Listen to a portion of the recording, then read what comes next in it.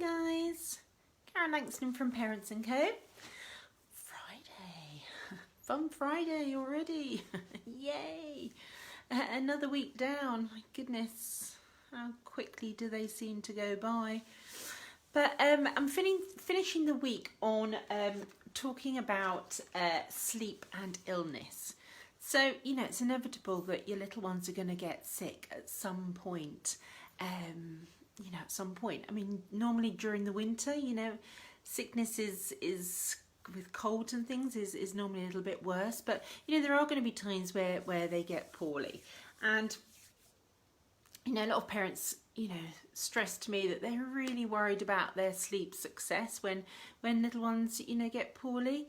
So, you know, they feel that it's just all going to go out of the window. So, you know, it is going to be that yes, sleep is going to be disrupted while they're ill, because you know they need you. They're going to need extra cuddles and comfort during their time of not being well. You know that's inevitable. I'll get my words out. So you know, don't stress. Really, don't stress. So you know what? If your baby is a good little sleeper already, I say good sleeper, you know, how do we define good? You know, if your baby goes down nicely for you and kind of like they're quite consistent with their sleep, you know, once they're 100% well, then, you know, quite often I find little ones, you know, just get back on track. Absolutely fine. But obviously there are a few things that you can do just to kind of like support your little one during times of illness.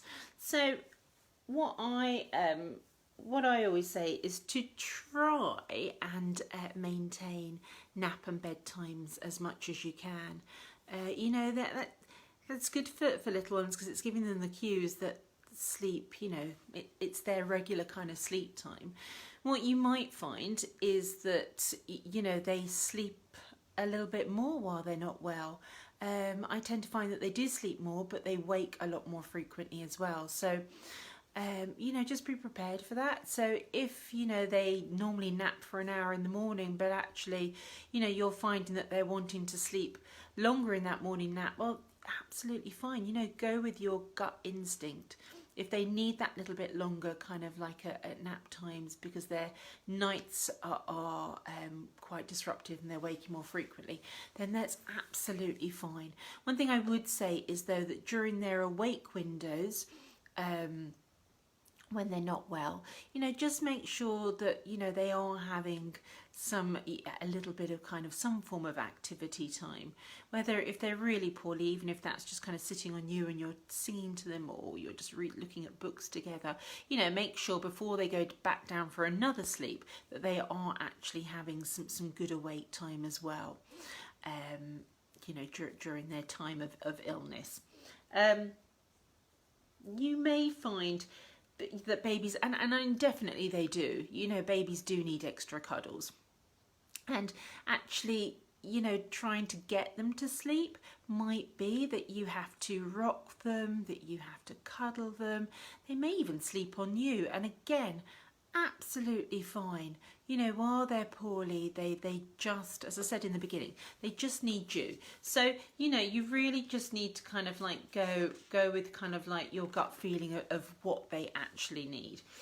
Also, you know, if they're not eating very well during the day, they're going to more than likely need some feeds in the night, because, you know, when we're ill ourselves, you need to be hydrated, and babies are the same. So, you know, again, do not fret if they need to kind of have extra feeds during the night.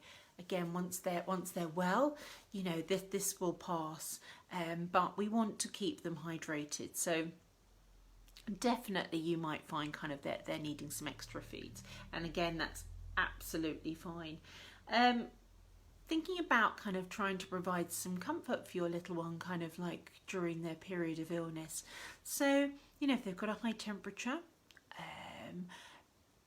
Cowpole is something that obviously you can give, or definitely give, to kind of like bring their temperature down.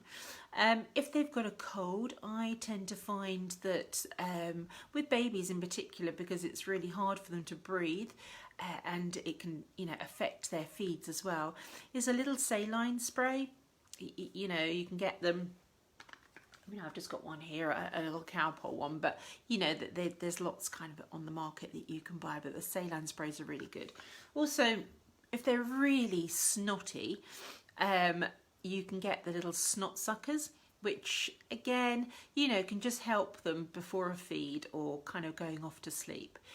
If they have a nasty cough, sometimes it can help to have a cool mist humidifier in the room.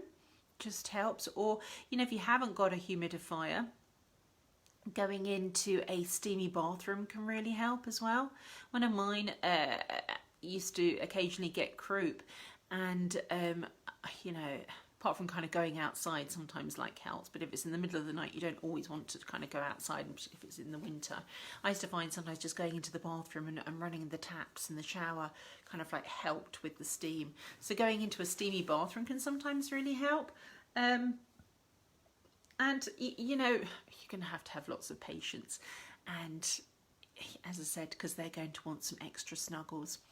And also, you know, washing your hands frequently. You know, at the moment we're really into, with coronavirus, is constantly washing our hands. And, you know, during periods of sickness for little ones, and even for ourselves, it is really important that we keep good hygiene, and washing our hands is one thing that you really must need to do to kind of like keep that up. Also, when they're not well and they're kind of needing you out, you know, I remember as a mum, you wanted to be really close to your little one, and you know, I mean, I've been there, you know, they come into your bed, and that's fine. But also maybe think about camping out in their room, particularly if they're, you know, that little bit older now. Sometimes bringing them into your bed is great, but then it can be really tricky when they're 100% well and it's time to get them back into their own room. You know, I've had a lot of my older 2-year-olds with sleep issues tend to be caused through a period of illness where mums have taken them into their bed, and you know, this has gone on for quite a while, and now they're trying to get them back in their own room, and that little toddler is kind of like completely refusing to go back into their own room, so it becomes quite a battle. So if you can camp out in their room, you know, what I say is get yourself, I mean, I've got a couple of really good blow-up mattresses. They're just some really good quality ones for when family come to stay. And, you know, I'd say get yourself a decent blow-up mattress that you can just store away and, you know, camp out in their room. So if they, you know, you want them really close, you can both, and again, go for the biggest one that you can fit in the room, you know, so you can like snuggle up together on the mattress. But then when it's time to kind of put them back in their cot, they've not actually been taken out of their room. So, you know, if you really can, a good tip is to actually camp out in their room and try very hard not to take them into your room. And then just also, you know, just remember that once they're well, you know, 100% kind of well, then, you know, you can just easily get back on track. So if they have been little ones that have been quite consistent with their sleep, you know, as I said, normally they will kind of like get back into that kind of like routine. If you have found that, you know, you're really struggling, they're not, you know, they've really got used to kind of like waking more frequently, and particularly if you've been giving them an extra feed at night, you're finding it now hard to kind of break that habit, then, you know, go back to, you know, methods that you've used in the past. It is just about being really consistent with them, you know. So if you've added in extra kind of interventions to help them get back to sleep, you need to start pulling back from those actions that you've been doing. And, you know, you can gently kind of like pull back and just so that you're kind of like, you know, baby isn't kind of, you know, getting too used to kind of whatever, you know, whether it's been you've been rocking them, you've been bouncing them, you've been cuddling them, you've been laying on the mattress next to them.